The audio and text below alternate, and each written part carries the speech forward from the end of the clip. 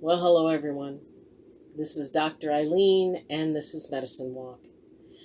And for those of you who are listening in on Blog Talk Radio, this is Healing House Radio. It's another really, really, really warm day here up on the mountain, and I got the fan running, so if you hear a little bit of something in the background, only because it's just way, way too warm. And maybe a part of that warmth is all the intense energy that's going on. I mean, it's so surreal what's happening. And I will apologize because I meant to start recording back on Monday and broadcasting. And when all of this came up, I honestly wasn't sure what to say. I had to really kind of go inside myself and use some of my tools. And use some of my tools to be able to find balance. And it's been hard. And I know it's been hard for everybody. And if you're really in a place of suffering over this, I am so sorry. And I hope that you find that balance point, and I will do everything within my ability to help you. Right now is an extremely difficult time for empaths. I mean, it's a tough time for everybody. And when you pick up on the energies and the emotions of others, that is, oh my God, that's a hellscape that is very hard to get out of. And the thing is that as we work to manage and to, be able to kind of gain some mastery over our empathic instincts, when situations like this come up, it is so hard to be able to get into that place of balance. It's hard to find the eye of the storm. And I've done videos before where I've talked about the eye of the storm. That place of safety, that place of balance, that place where we can get our equilibrium back. It's, in a hurricane when, half of the storm has gone through, and then all of a sudden everything's clear and everything's, just quiet, and you even hear birds singing and the sun comes out. Well, then after a while, all of a sudden it starts to get dark again. It starts to, the birds go away and the rain starts again. And then you deal with that other half of the storm. Well, it's in that eye of the storm that we can regroup. And that is especially important for people who are empathic, because we need to figure out ways to be able to find that place of just resting. Now, how do we do that? Well, a lot of people have a lot of different techniques, and some of them are sort of survival techniques, and others are things that people have learned. One thing is, and I promise we will get to the other two elements. We did fire and earth, or stone. I will get to water, and I will get to air as mediums for being able to ground. And I did cover elements in other videos, so I'll look up what the names of those were, and I'll make sure they're at the end of the video. So, being able to connect and ground to whatever it is that does ground you, and if, as I said before, what grounds you is what allows you to go into a place of balance, into a place of stillness, so that you can kind of, get your feet back under you and be able to look around in a more detached way. You don't completely detach, but you can be able to look at things a little bit less passionately. So grounding is one. Meditation. Now, there are as many different ways to meditate as there are people who meditate. And whatever way works for you, if you're someone who already does that, you get back into those practices on a regular basis. Commit to a certain amount of time every day that you are going to, that you're just going to go into your meditation, whether it's, a laughing meditation, a quiet meditation, a guided meditation. There's a lot of great guided meditations that are available. You can just pull them up online. You can, you can do a walking meditation. We can get out and we can do walking as long as we practice the social distancing. So, there are a lot of ways that you can do that. If you have somebody that you're there with, you can talk to them about it and talk about what it is you're feeling. Because one of the keys to this, more than in any other case, really, and these circumstances are the ones that I really created all of this for, to help people understand their empathy and to not be guided by it, but to allow them to tap into it as they choose to. So if you are someone who, if you have somebody there and you can talk about things, separate what you feel, your feelings, your unique, what's going on in here from everything else, because it's easy for those to get enmeshed, and we can't tell what we're feeling from what somebody else is feeling. And empathy means we will resonate with the strongest energetic the most. And right now, that strongest energetic is anger and fear and resentment and divisiveness. So that's what you end up resonating with. So by being able to talk with somebody or talk it out or kind of take a look at it and go, okay, this is the part that belongs to me. This is coming from my heart and my mind and my spirit. The rest of it is stuff I'm picking up, is external coming in and intertwining with what I feel. So, take a look at that. And, that's a part of that whole grounding process, is figuring out what's yours and what's not.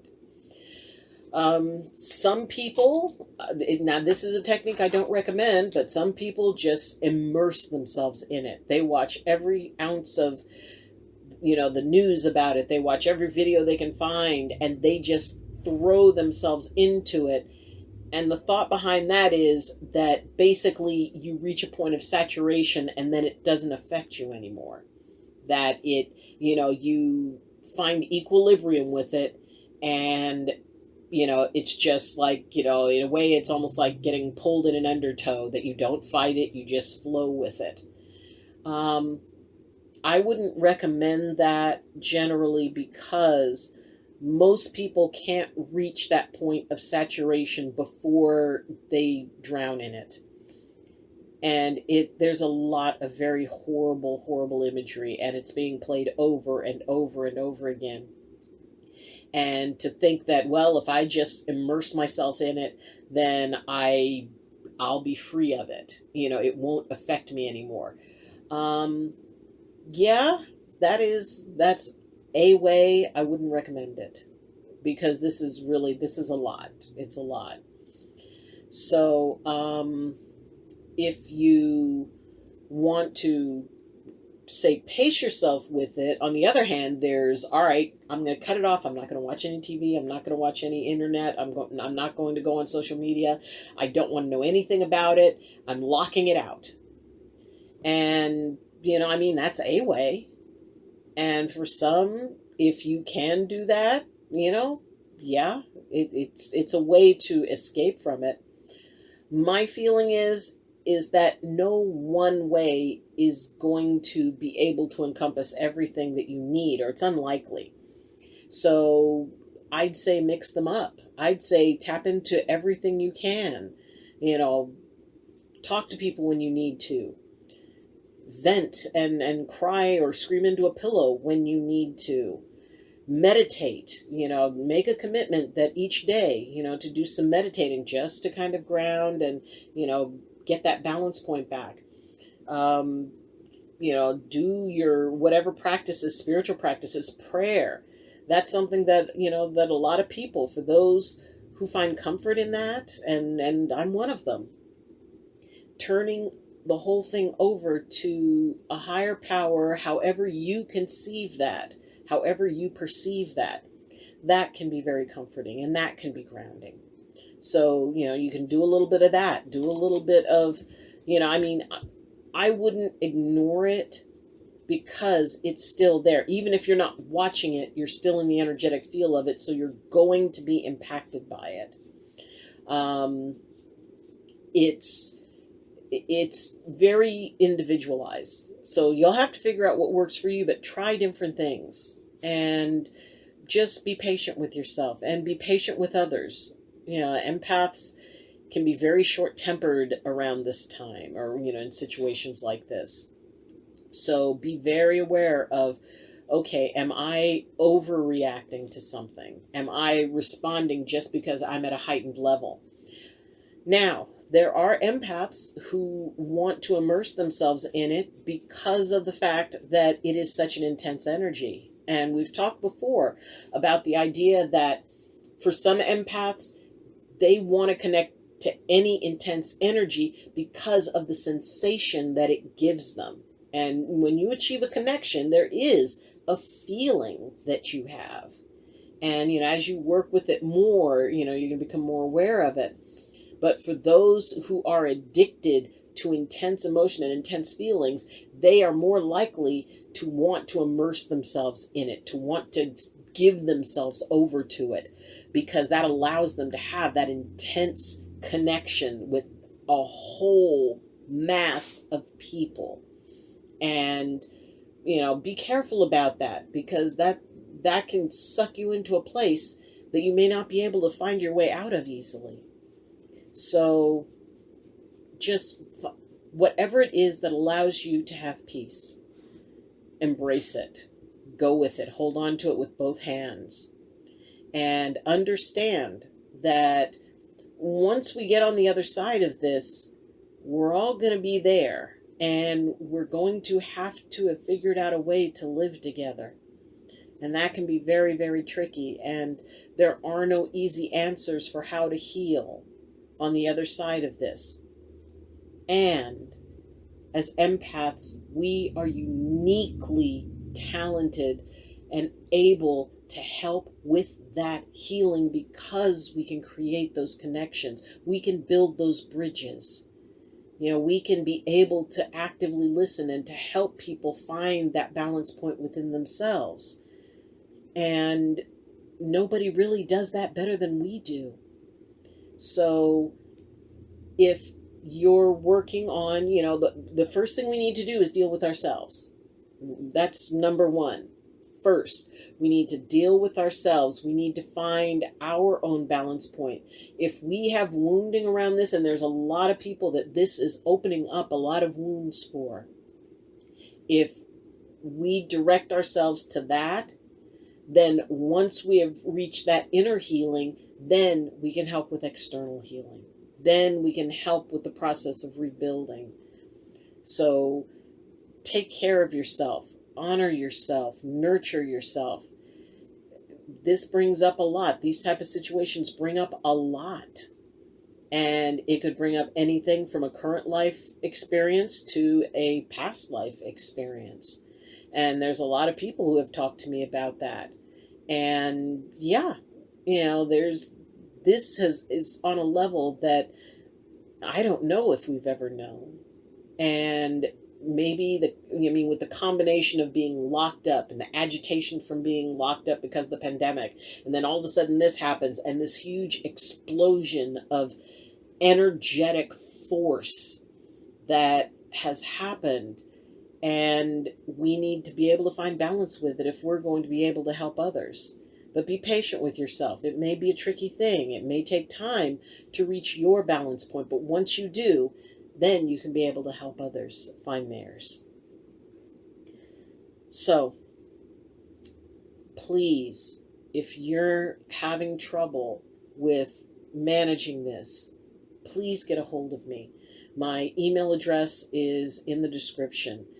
You can follow me on Twitter. You can connect with me through my Facebook group, Medicine Walk with Dr. Eileen. And if there's anything that I can do to help you weather this, to help you navigate it, I am happy to. If you have any questions, comments, or concerns, you can definitely leave them in the comments section. And you can also, if you would like to support the channel, if you haven't subscribed, it would be great if you could please consider subscribing. We can do this. We can navigate this. We can come out the other side. And as empaths, not only can we manage it, we can help others manage it as well. We just have to be able to nurture and take care of ourselves and find our own equilibrium first. So I have other episodes where I've talked about grounding, and where I've talked about the eye of the storm, and where I've talked about using elements for grounding. So you can check out those other videos on the, the playlists are all lined up. So you can check those out. And I hope that you're safe.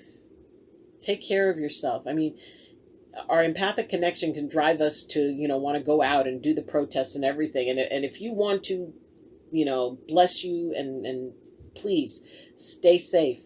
Do not allow the empath in you to put you in a position where your conscious mind is going, well, wait a minute, we might need to think about this. Your empathy is one part of you. I've said it before and I will say it many times again, but it is not all of you. And the empath in you always wants to connect. The anger part of you always wants to be angry and always wants to fight. The fearful part of you always wants to be fearful and always wants to avoid. It is the conscious collective you that needs to make the decisions. Even your empathy, as wonderful and as much of a gift as I consider it, I do not let my empathic part guide my conscious mind. So finding that, find that equilibrium, decide what feelings are yours and what are not, and build that eye of the storm for yourself. So that even if it's just for 5 minutes where you take a breath and you detach from all of it, that's okay. It takes practice. I mean, it took me a few days to find my equilibrium again. So if I can do it, you can do it. Alrighty. Thank you for joining me. And as always, I wish you balance and I wish you blessings from my heart to yours.